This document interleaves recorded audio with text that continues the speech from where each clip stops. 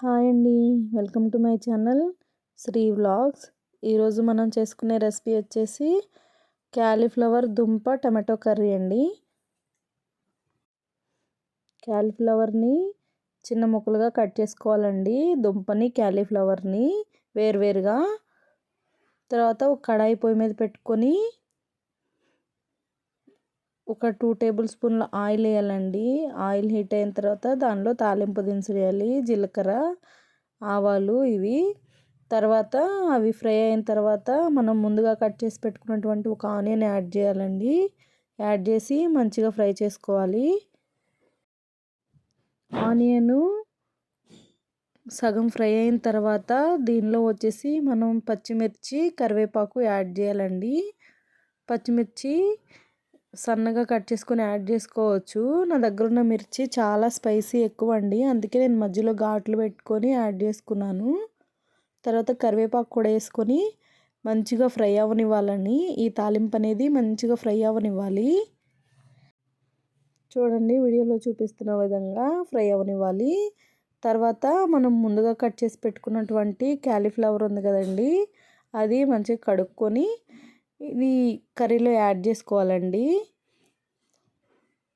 చూడండి, ఇలాగ యాడ్ చేసుకొని ఒకసారి కలుపుకోవాలండి. క్యాలీఫ్లవర్ యాడ్ చేసిన తర్వాత కింద ఆనియను, మిర్చి, కరివేపాకు ఉన్నాయి కదండి, ఇవంతా కలిసే విధంగా ఒకసారి మంచిగా కలుపుకొని మూత పెట్టుకొని దీని మీద 2 to 3 మినిట్స్ అలాగే వదిలేయాలండి.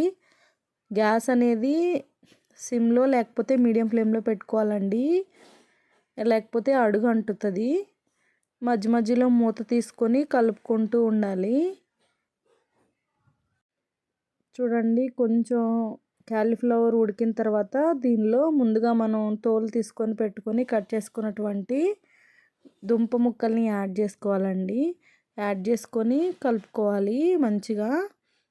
దీనిలో మనం కొంచెం సాల్ట్ యాడ్ చేయాలండి. ఇప్పుడు మనం ముందు నుంచి సాల్ట్ యాడ్ చేయలేదు కాబట్టి కొంచెం ఎక్కువే పడుతుంది, చూసుకొని యాడ్ చేసుకోవాలి. సాల్ట్ కొంచెం, పసుపు కొంచెం వేసుకొని మంచిగా కలుపుకోవాలండి. ఈ కర్రీ అనేది చాలా అంటే చాలా టేస్టీగా ఉంటుందండి.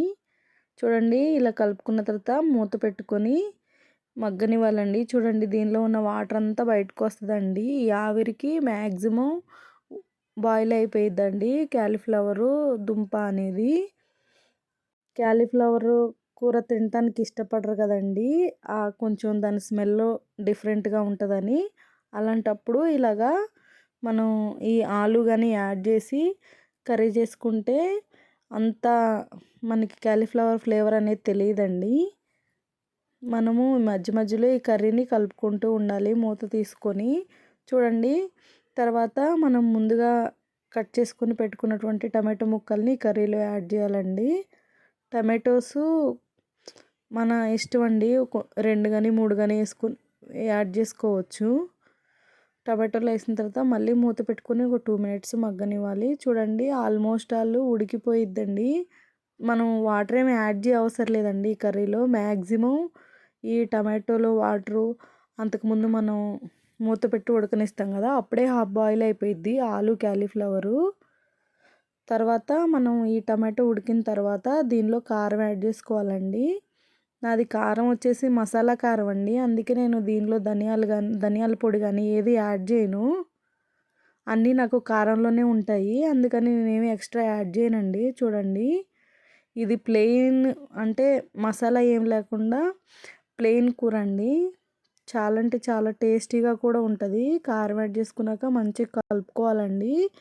కలుపుకొని మూత పెట్టుకొని ఒక 2 to 3 మినిట్స్ మగ్గనివ్వాలి. అంటే కారం పచ్చివాసన పోయేలాగా ఉడకనివ్వాలి. 2 మినిట్స్ తర్వాత మూత తీసేసి కొత్తిమీర జల్లుకొని ఒక 1 మినిట్ అలాగా ఉడకనివ్వాలండి. మంచిగా కలుపుకొని కర్రీ అనేది చాలా టేస్టీగా ఉంటుందండి. దీనిలో మనం అల్లం వెల్లుల్లి ఏది యాడ్ చేయమండి, కానీ చాలా బాగుంటుంది టేస్ట్ అనేది.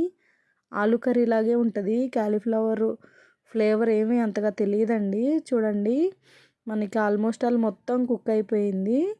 దుంప, క్యాలీఫ్లవర్, టమాటో మొత్తం కుక్ అయిపోయినాయి. కారం కూడా వేసిన తర్వాత ఒక 2 మినిట్స్ అలాగా వదిలేసాము. మళ్ళీ కొత్తిమీర వేసి ఒక 2 మినిట్స్ ఉంచాం కాబట్టి మ్యాక్సిమం మొత్తం బాయిల్ అయిపోయిందండి. అంతేనండి. ఇది మనం ప్లేట్లో తీసుకొని సర్వ్ చేసుకోవడమే. ఇది వచ్చేసి రైస్లోకి, రోటీలోకి చాలా అంటే చాలా టేస్టీగా ఉంటుందండి curry. Thank you for watching అండి.